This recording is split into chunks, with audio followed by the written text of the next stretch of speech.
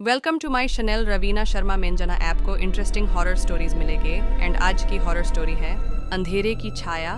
साल 2018 की बात है।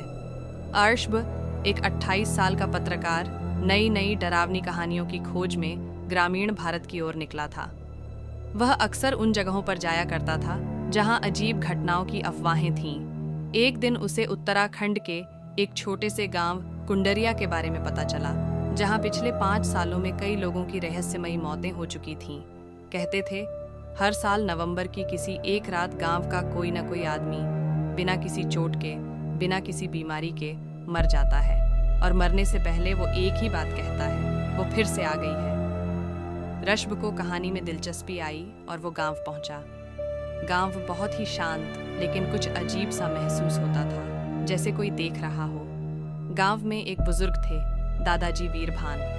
उन्होंने रश्ब को बुलाया और चेतावनी दी, बेटा, जो दिखता है वो हमेशा सच नहीं होता। ये गांव एक साया झेल रहा है जो रात को जागता है। रश्ब ने हंसते हुए कहा, दादाजी, मैं डरता नहीं, मैं जानना चाहता हूँ कि असली कहानी क्या है। बुजुर्ग ने बताया कि करीब 50 साल पहले गांव में एक युवती थी, रचना। वो बहुत सुंदर और शांत स्वभाव की थी, लेकिन उस पर जादू टोने का शक किया गया। एक रात गांव वालों ने उसे मंदिर के पास आग में जिंदा जला दिया।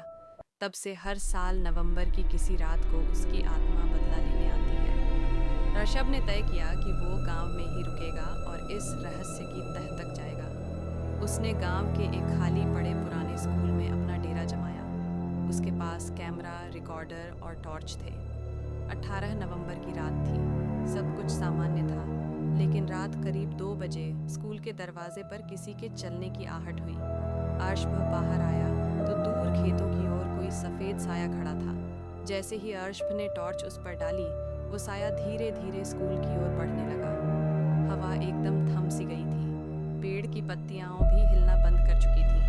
अर्शब ने वीडियो रिकॉर्ड करना शुरू किया, लेकिन स्क्रीन काली हो गई। साया अब बस 10 कदम दूर था।